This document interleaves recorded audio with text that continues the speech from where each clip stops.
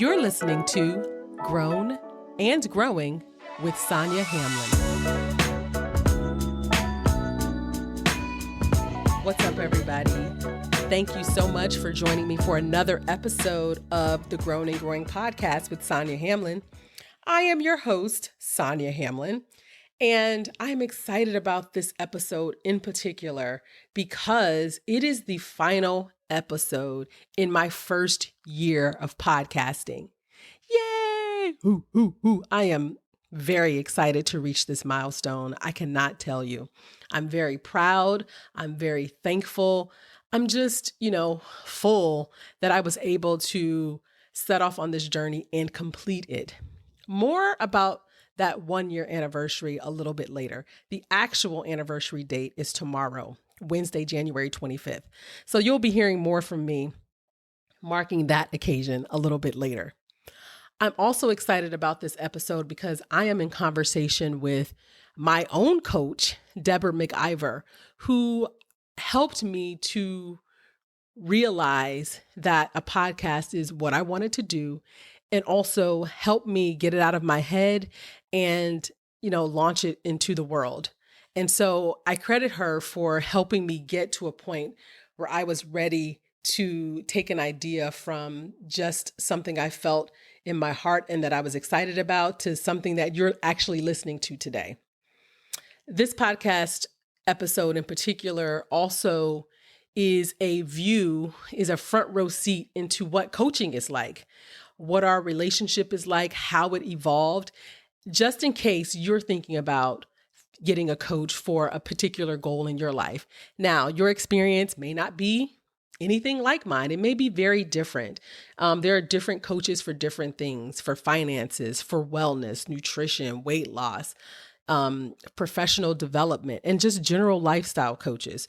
You can find a coach to help you achieve the thing that you just can't seem to get over the hump by yourself. They give you that little push. So if it's something that you've been considering, hopefully you listen to the relationship I've had with Deborah and how it has, manifested itself in my life. And maybe that'll encourage you to take the leap if that is what you want to do. If not, this is just an interesting story about a girl with a dream who kind of made it come true.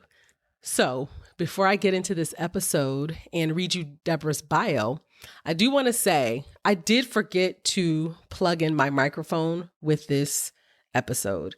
I know, big mistake, but you can still hear everything. It's just not as crisp as it usually is. So forgive me for that.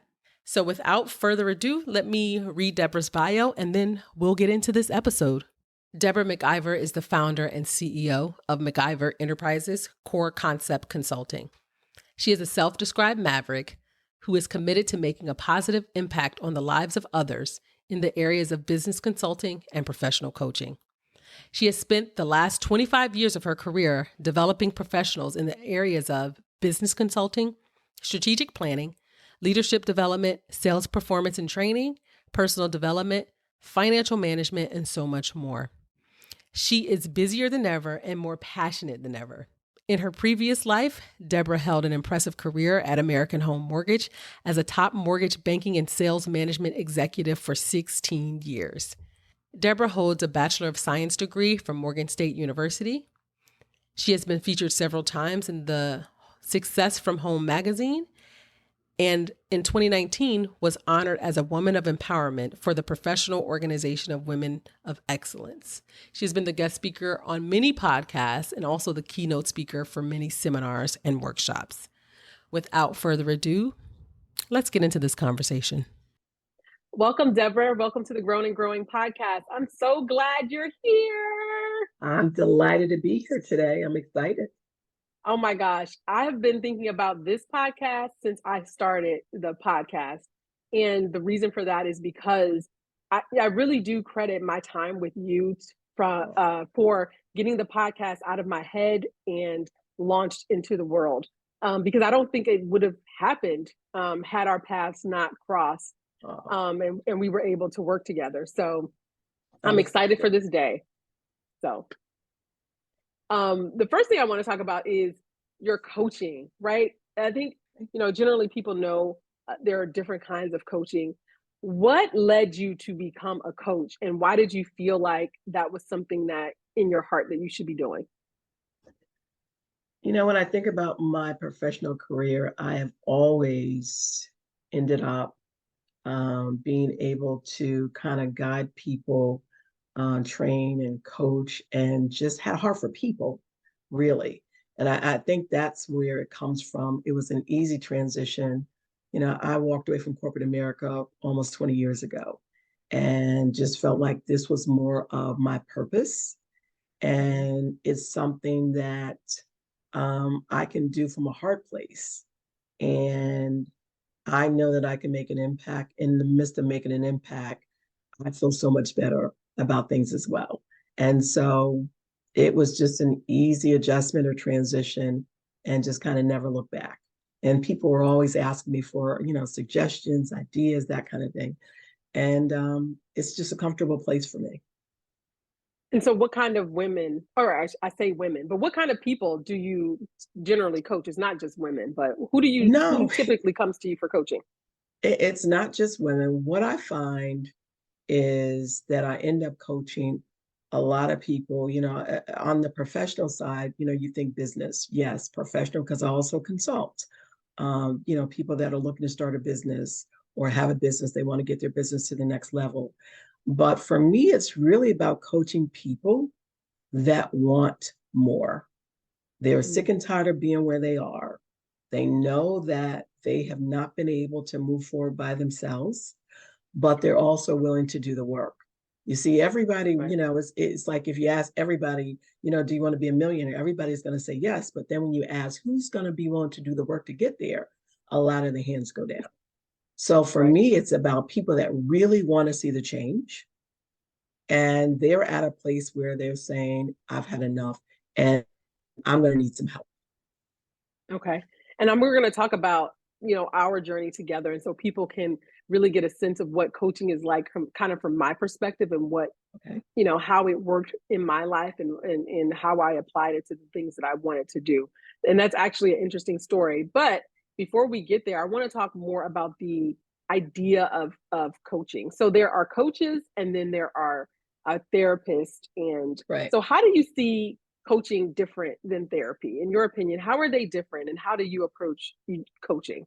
They are different for a number of reasons. And the first one is somebody's looking for a coach, they're looking to be better.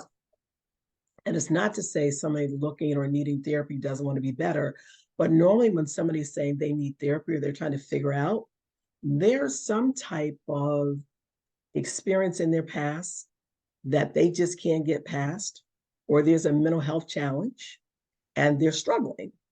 Whereas so many times, somebody that's looking to be coached says, I need somebody that's outside of the frame that can help me get from point A to point B. And that's really the difference overall. They're okay where they are, but they know that there's so much more to who they can be, what they desire, what they want, and what they're willing to work for, that they're saying, I need somebody else in the trenches with me to help me Mm-hmm. get there. And those are really the differences, that I see, therapist versus a coach. Mm-hmm. And for me, I think that, having gone to a therapist and had a coach, I Right. think, there are some similarities, right? Because Yes. I think a lot of, why people can't accomplish, business goals or entrepreneurial goals or even just goals that they set out for themselves are mental blocks. And so Right. you end up end up looking at all of that stuff in coaching. But in I do. therapy, Right. I feel like there is you let it all go. You drill deep in, not only into who you are, but into your past and into your Right. life and what made you all the way back to when you were a kid, what made you be who you are Right. and all of that. And I don't think that they have to do work against each other. They can work in parallel. Like Absolutely. you can use them Absolutely. both. Absolutely. And so I don't think that there's one or over the other. I just think it depends on what you're trying to accomplish and how you're trying to get there. I agree. Um, I agree. so go ahead. You were going to say something else. Now, I was just going to add, for me, so much of it is not that I don't address the past. But for me, it's about allowing a client to be able to reframe the things that didn't benefit them.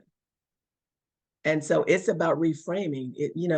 If you think about it in the simplest of terms, you can look at a glass of water half empty or half full. And I'm always posing that let's look at it half full, because we get the opportunity to see it the way that we want to see it. So in that place, we get the opportunity so many times with clients on the coaching side that I'm going back and we're reframing the past. So it wasn't everything was horrible, and being able to show a client that because of the things that happened, you're better for it. And that you did survive it because you're here, I know it, and you're at a place where you want even more.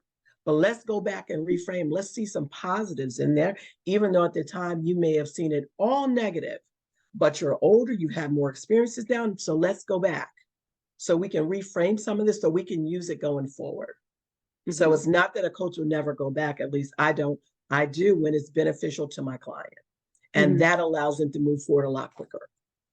And how do you describe yourself as a coach? Like, I have my opinion of how you are, but how do you see yourself, Deborah? Like, are you a tough coach? Are you like what kind of coach are you? Are you more like Oprah, or are you more like, I don't know? You know what? Like the great thing about coaching is I'm going to be who you need me to be at that time. And what I mean by that is all my clients are super busy, right? They've got family life, they've got professional, they've got a lot of things going on. So some days they need me to be empathetic. They need me to be understanding. They need me to listen. And then there are other times where they need me to hold their feet to the fire and say, no, this is what you said that you wanted. Are we going to change what your wants and needs are? Or are you going to get up and do what you need to do? And so for me, it's always going to be more result orientated based on what it is that you need at the time. But I get the benefit of being all of that. Like, right. Sometimes I have a client that maybe had some homework that just didn't get done. But when a client says, I had a kid that was sick, I had a project at work, my husband's out of town, my wife is out of town, then for me, because I'm listening, I know where they are and I want to help them meet the needs. So that's not a time to beat them up. It's a time to be a little bit more empathetic, reset some goals. Maybe we've got to take a step back, redo some things so that they can still at some point win and achieve the goals that they set out. So I'm really going to say that I'll be who they need to be at that time. Yeah. And that's true, because I can say for myself in our sessions, there were times, just more recently as we were entering, and I think I've told the story on the podcast before, as we were entering 2023, I was like, oh my God, I don't want to talk about goals in 2023. I was very resistant to that. Right. And instead of you saying, no, you better sit down here, you better tell me 3 things you want to accomplish. Right. We didn't do that. Right. We did an exercise where it's like, well, what is it that you see your 2023 looking like?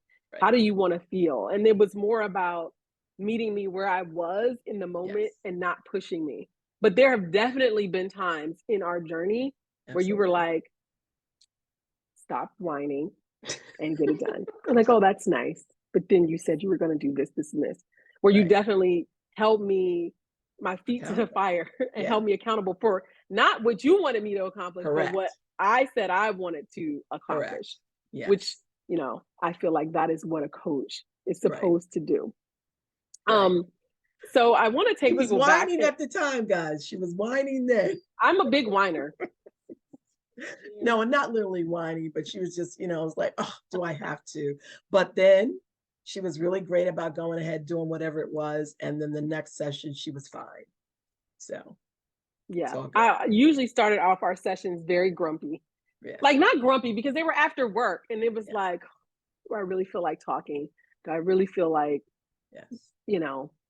do I really feel like being here? But by the end of our session, I was in a much better place. I felt better about the session. But going in, I was always a little like, right. Are we really doing this today? But I want to take a step back and talk about how we started to work together, because I want people to understand the transition of our relationship. So I'm going to tell people where I was when I started working with Deborah. I don't remember the date exactly. I think it was, you said 2 years ago. I say a year and a half. I don't really know. But at the time, I can tell you what was happening in my life at the time. At the time, I was interviewing for a job. I started interviewing for that job in September. Like, I put in my application. I was interviewing. It was a job in the place that I work currently. And it was a promotion. It was for a VP position. It was, I felt like I was ready for a VP position, or at least a promotion in title and in salary.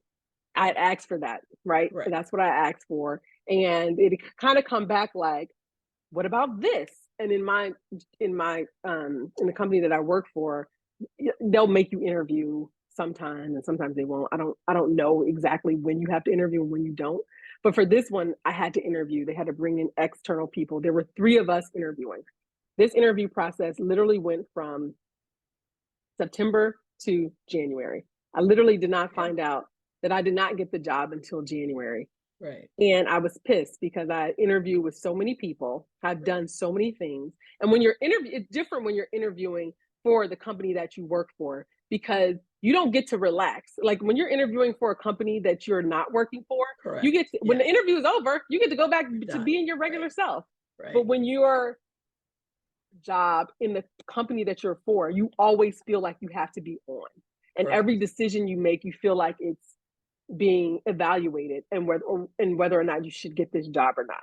And imagine being in that mindset from September through January. It's very tough. And then you interview it. COVID was rampant. I had to talk to like 20 people. It was a very strenuous process over these months. And I got into the end and realized that I did not get the job. In fact, they hired no one. They didn't hire anybody. But they were like, "Oh, you were so great. You were so good. You should have got it. But because of this and this and this, we couldn't hire you. We couldn't hire anybody. We're going to wait. We're going to put it on hold."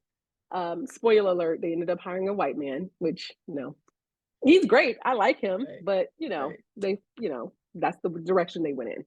And so, because I was upset about where I was at that moment in my life, I was like, all right, great. I do know I'm ready for a VP position. They still say they like me. They still say they want me. They still say we'll find something else for you to do.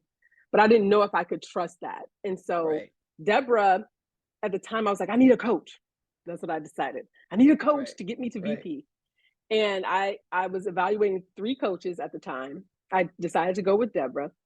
And when we met, and we had our first session, we had a little interview session first, because I wanted to decide if you wanted to work with me.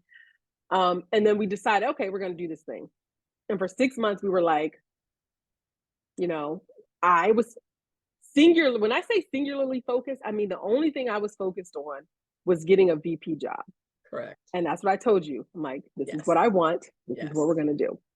And we proceeded to work together. And, a lot of our initial work was geared towards me doing that, revamping my resume, updating my photo, doing on LinkedIn, posting on LinkedIn. How are you positioning yourself at work? What are you doing to find jobs? We did that a lot. And I don't even know at what point it took a turn. It took a turn. I don't know when it took a turn to become something different. Do you know? I do. What happened was, in the midst of me listening, I heard you.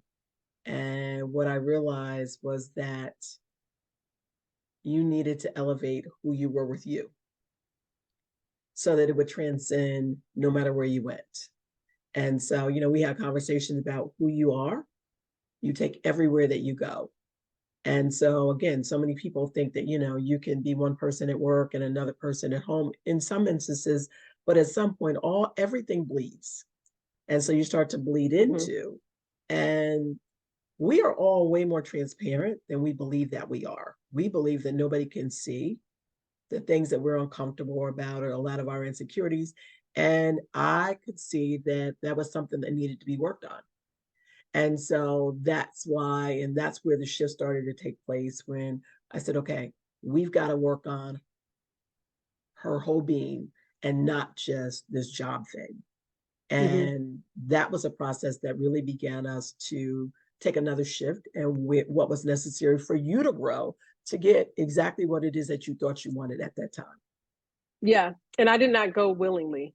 I No, was like, no, no. I literally said to Yeah, myself and to you probably, I was like, I don't want to talk about my personal life. I know. What does that have to do with the VP job? Right, Like, I didn't want to talk about, my personal life. I didn't want to talk about right, how I was feeling. I didn't want to talk about, anything outside of me getting a VP job. Like, I couldn't see it. correct. But at the same time, I was like, fine, you're going to keep pressing. It's open. And so reluctantly, I went down that path. I wasn't skipping. Like, I Right, wasn't like, yes, this is the way right. to No, freedom. not I at all. wasn't. It was a transition.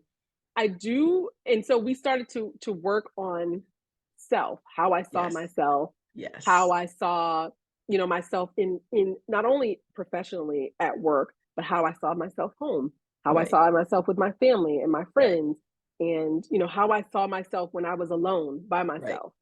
Yeah, We started yeah, to work on all of those things, um, and it made a huge difference in what I wanted to do. And in a lot of ways, I had in my mind a lot of things that I wanted to accomplish.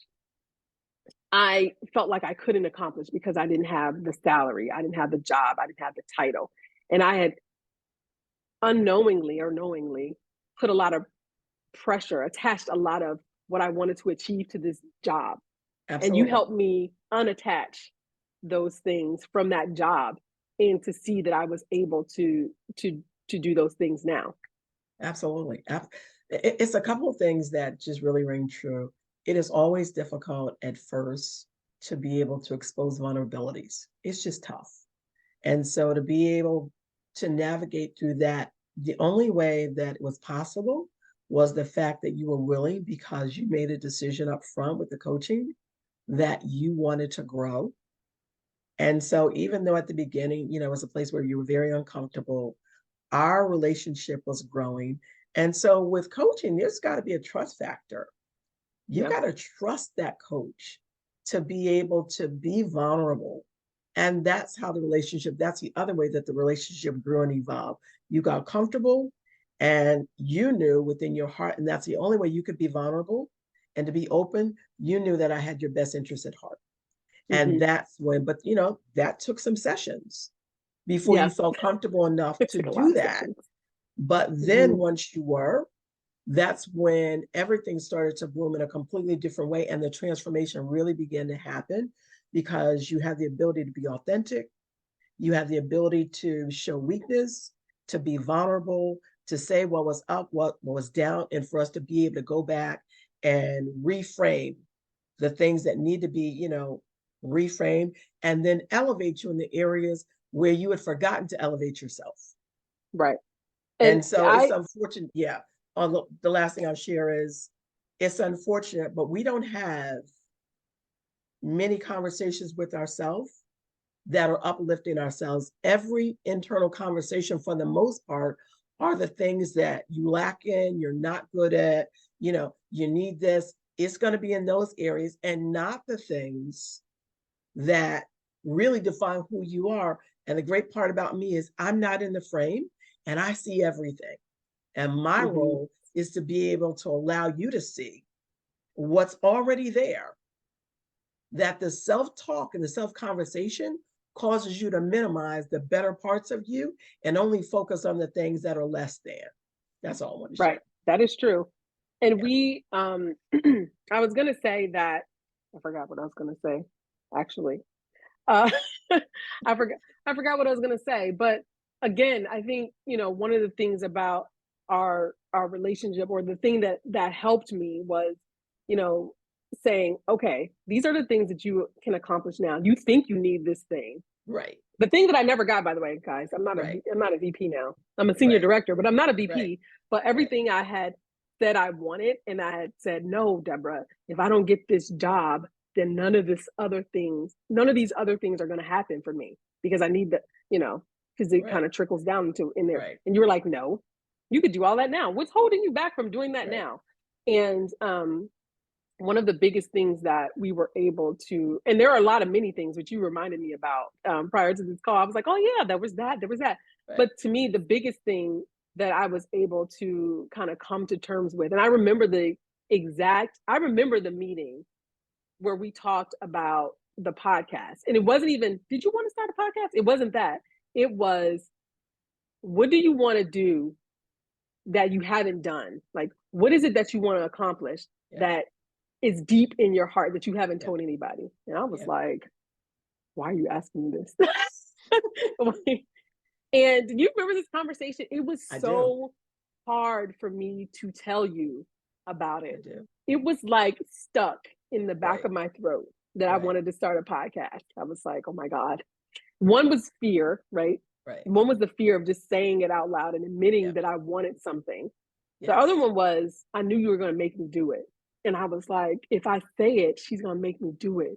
If I say it, she's going to make me do it. And we just went back and forth. And you were just like, just say it, just say it. And I was like, I want to start a podcast. And you were like, that's it. That's what you want to do? And from that moment on, it was like, you know, you asked me about it. You asked me, like, what is it? What is the idea? What is it that you want to do?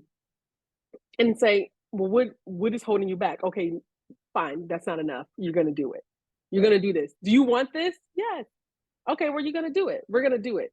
And that was somewhere around summer, fall. I don't really know. But it was the first time that, you know, I felt like, you know, I had talked about this idea that was mulling in my head for years. It was years that I thought about this and had never done it. Or I would talk about it with my close friends, but I would be like, don't you want to do it with me? I'm really scared. Like, do it with me. I tried to get somebody to do it with me. And, you know, you helped me work through that. And that's how we got to this podcast. It was it was in our one of our sessions. And I would have never thought that that would happen. Like, I never in a million years, I did not go into a coaching session wanting to come out with a podcast. But that is what happened. So, you know, in a lot of ways, I credit you with helping me get there. To be a part of it. So happy to be a part of it. It is really, really, really powerful when you can have a desire that you're really even afraid to talk about and to bring it into fruition.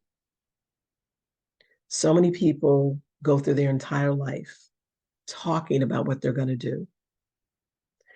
If God could allow you to imagine it, if he could put it in your heart and desire to want to do it, on some level, it's going to make an impact or make a difference for somebody.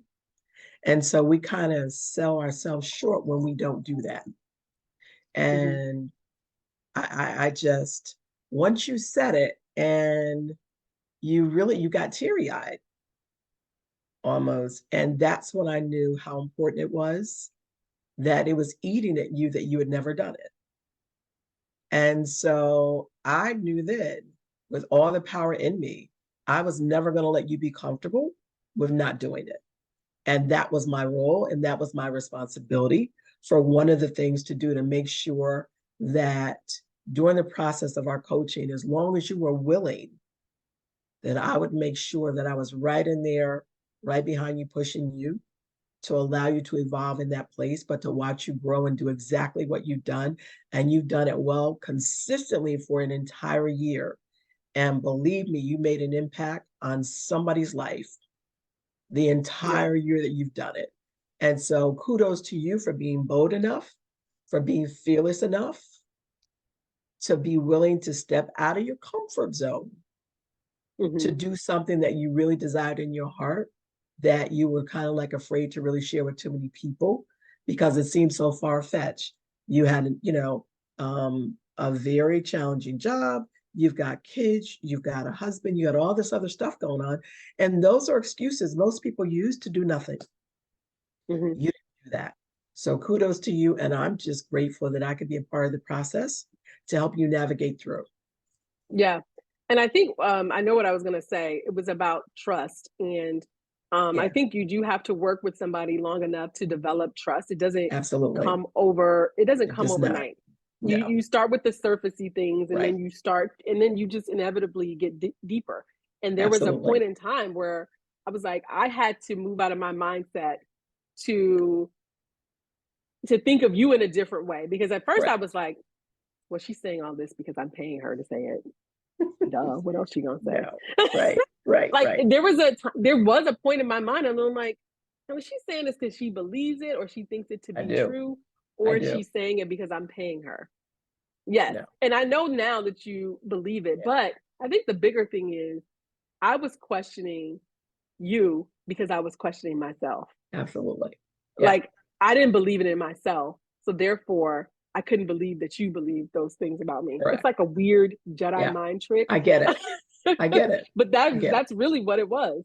Correct. I get it. Completely accurate.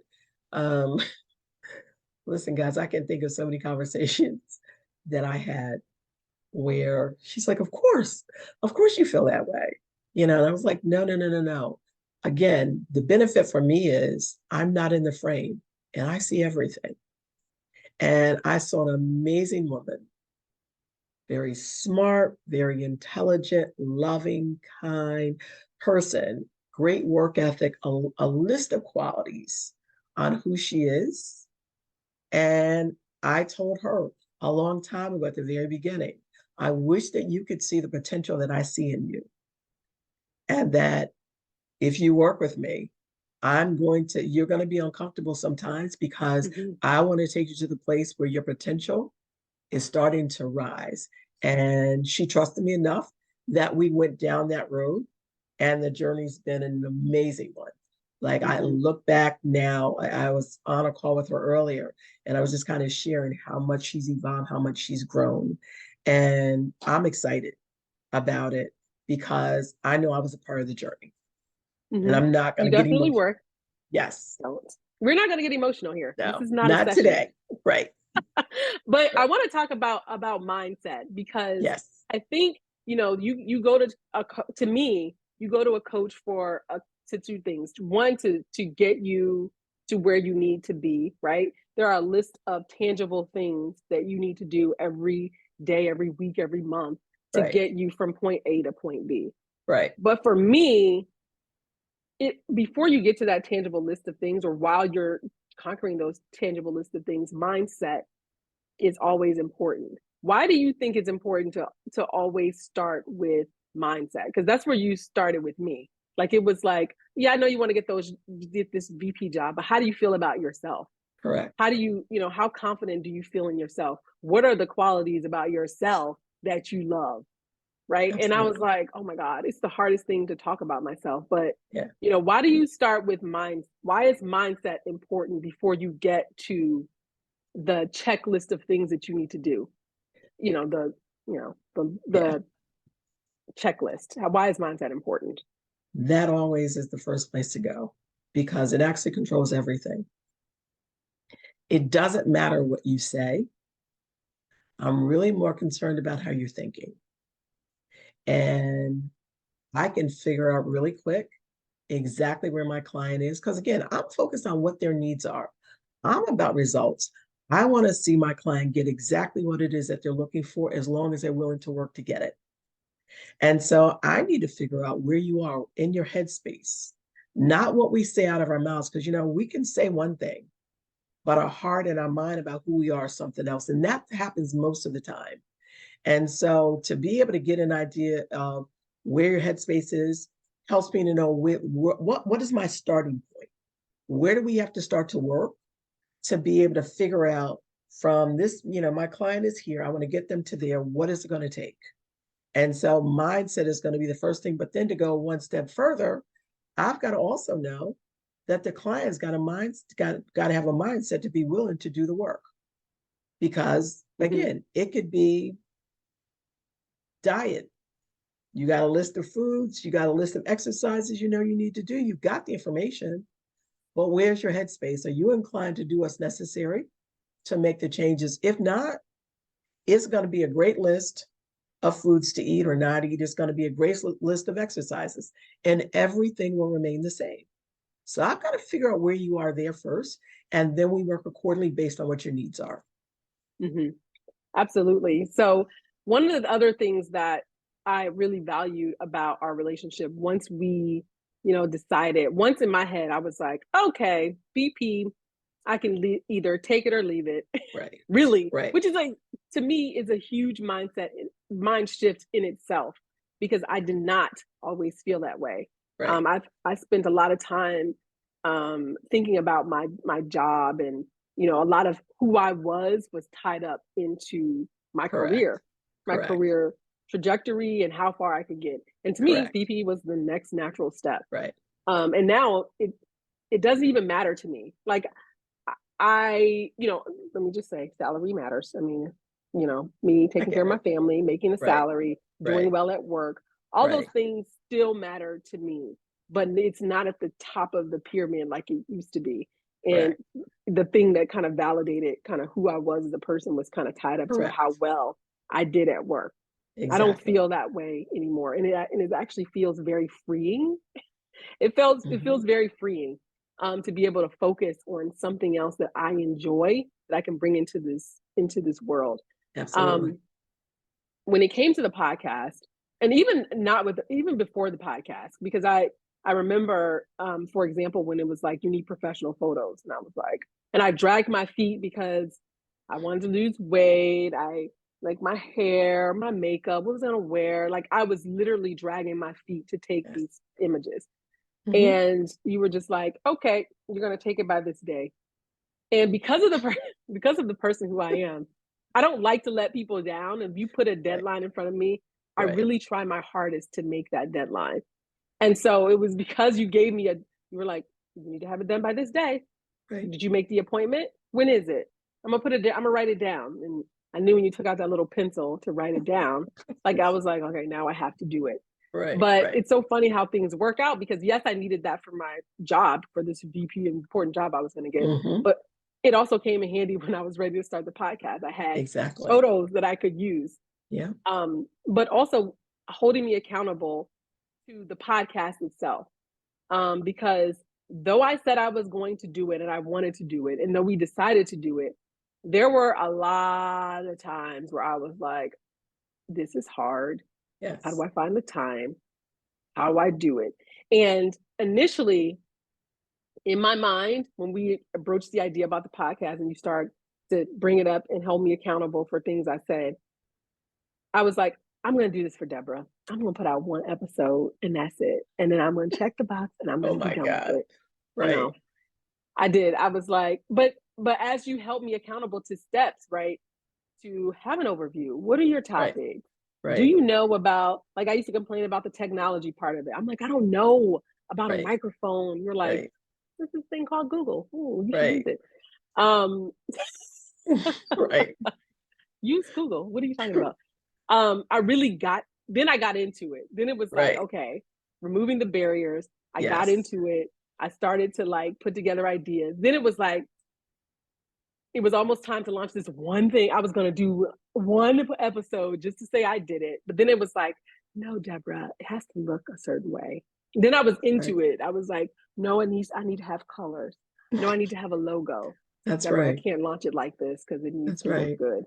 And I really got into it because I had removed all of the barriers you helped remove, from my mind. Like, okay, that's a barrier. You know how to get over it. So why do you think it's important to accountability? Let's talk about why that's so important in your style of coaching. I think in any style of coaching for any coach, but for you, what does accountability mean? It is a major piece to the puzzle. And the reason being is we are okay with letting ourselves down so many times. But you mentioned it, it's a lot harder when you feel like you're going to let somebody else down, especially when you have been so vocal about what your needs are, what you want. And that's the reason why I'm very detailed about what it is that you think you want. Why do you want it? How much value do you put in it? because I get the opportunity to challenge you on what you said you wanted. So has everything changed? Well, no, everything's not changing. Well, then let's go back, even though you may be behind, let's reset and let's keep going. And without somebody there to do that, you're going to talk yourself out of doing it, just like you would if you're on that treadmill. You ever been on the treadmill? And you're saying to yourself, 20 minutes is good. and the other part of you says, yes, 20 minutes is good, even though you said you'd be on there 30 to 45. We will give ourselves a pass. And when you've got a coach that's going to hold you accountable, again, I'm not in the frame. All the things that you're going to use as excuses, my job, my role is to say, okay, so you don't know it, but let's go back to when you started your job. You didn't know that, but you're a master now. Oh, yes. Well, let's give this some time. You'll master this too. This is just day 2. So you're being hard on yourself, but we got to keep going. So it's a conversation that you couldn't normally have with yourself, that somebody's saying, okay, we still have steps to do. So let's keep going. And I'm not going to let you be comfortable with where you are. Just that simple. Yeah. And I want to take a moment to talk about why your family and friends can't be that person for you. And your family and friends are your support system in so many ways. Absolutely. Right? In so many ways. It's so important. When it comes to accomplishing something that either they've never done or they've never seen done by you or by anybody, they love you. They don't want you to be hurt. Right. They don't want you to suffer. Absolutely. They don't want you to, stretch yourself to the point of, stress. And so they love you. And so they want to try to protect you. Absolutely.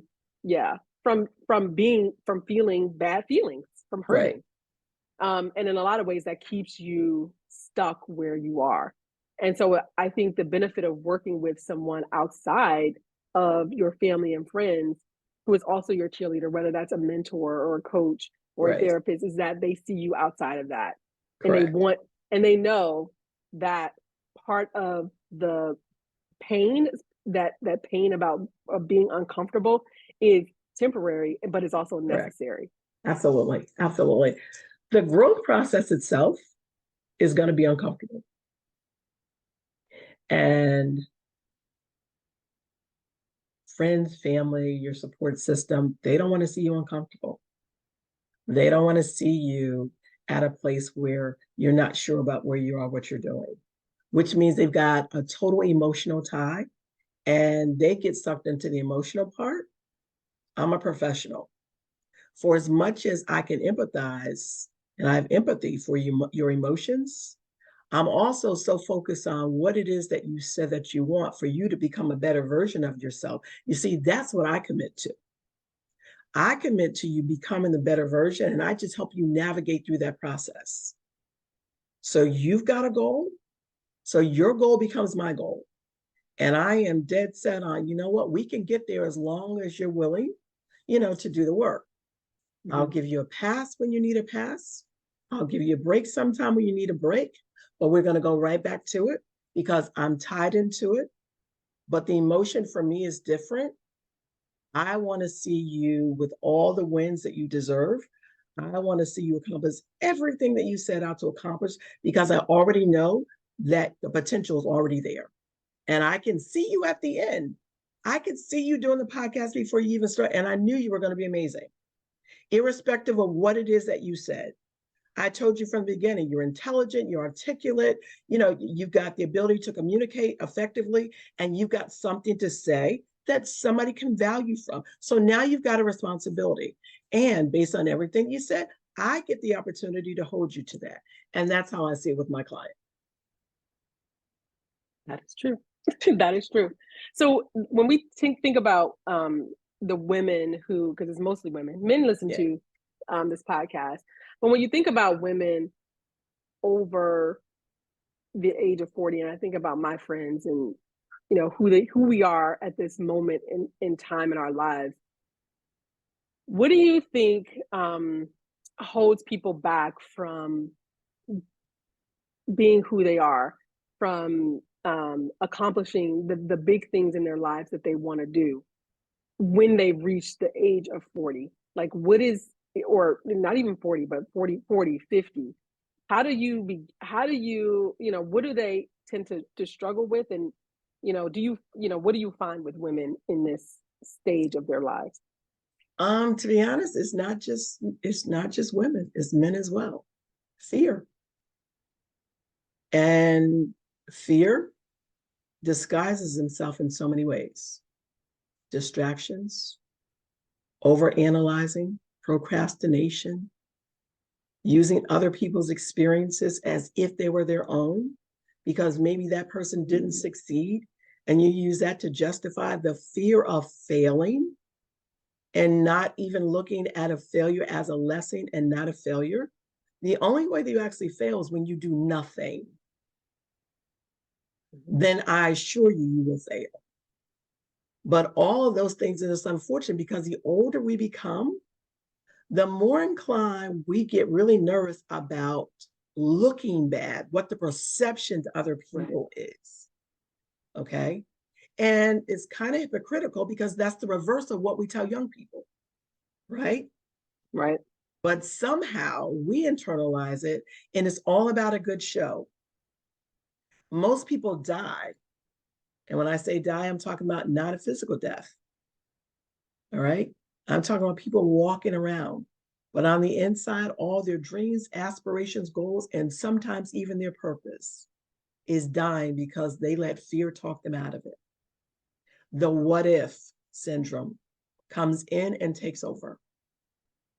And I challenge the what ifs every day.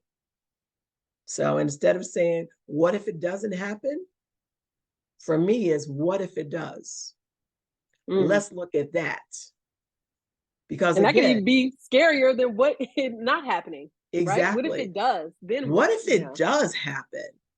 So, half empty, half full. What if it doesn't? Let's look at the other side. What if it does?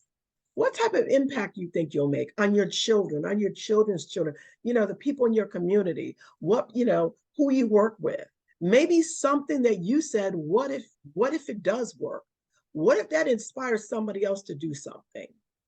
So you get the opportunity to be a part of a domino effect. My goal is to empower, educate, and elevate people. And every person that I get the opportunity to cross paths in their life, my role and my responsibility from my heart is to make an impact. And so I know that's not just for me. Whether you believe you do or not, we're making an impact. The question becomes, what type of impact are you making? Because there's purpose in every one of us, and it's much bigger than what you're doing. So I'm challenging everybody today. Let's look inside. If you can't move fear out of the way, then let's talk so that we can look at what we need to do to get you to a place that you really desire in your heart so that you can die empty and not die full of everything that God has put in. I'm getting excited, so I got to calm down. It's okay. I like to see you all pumped up. I know. It's good. I get pumped up. It's good. And the last thing I want to talk about is, some people, mostly women, honestly, I'm gonna be honest, because, I have yet to meet like a man who doesn't just go after what they want, whether they feel like they're qualified or not. Like, that doesn't seem to be an issue for them because of the way society has positioned men in our society. So I want to talk to women who don't make themselves a priority. I think that was one of the things we worked on. In our sessions a lot is making myself a priority, making what I want a priority, and being able to pour from a completely full cup. And the only way to do that is by putting myself is putting myself higher on the list. And so what do you think, what do you have to say to women who don't put themselves first and who shy away from making a commitment to make themselves better? Because it is a commitment. It does take sacrifice. So what do you say to women who tend to do that and tend to put themselves on the back burner? Well, first and foremost, to be honest, you do a disservice to everybody in your life. You do a disservice to them. Why? Because you first do a disservice to you. Mm-hmm. What I learned very early on in my professional career is that I had the power, and ladies, you have the power to define what success looks like for you. We professionally get so caught up in, it's got to be a position, and then I'll feel successful. What's your standard? What is it that you feel like is going to allow you to feel like you're succeeding in life? The career may be fine, but if your personal life, your relationships with family and friends and that, like, look at all areas of your life and not just, the job is going to do it for me. Because most of the time what you'll find is, even when you get that job, so to speak, that you thought that you were going for and that was going to answer everything, you're going to find out that that won't satisfy you either. Mm-hmm. Because there's so many other areas of your life that now have been diminished. Why not start now with, let me assess and decide what success looks like for me? I can remember, again, deciding couple years out of college, my first corporate job. And I looked at the men, it was, I was the only female in the boardroom. And I looked at the men who didn't have to worry about picking up their kids from daycare. They didn't have to worry about doing dinner. I was already married. They didn't have to worry about laundry. They didn't have to worry about any of that stuff. And I realized very quickly that I could not define success the way that they did.